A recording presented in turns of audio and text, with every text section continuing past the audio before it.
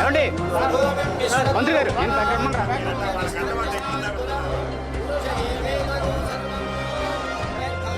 మన Andhra Pradesh industrial power house గా మారడం మీకు ఎంత ఆనందంగా ఉంది? ఒక్కసారి మీ అల్లర్ల రూపంలో, మీ కేరింతల రూపంలో వినిపించవలసిందిగా కోరుకుంటున్నాను.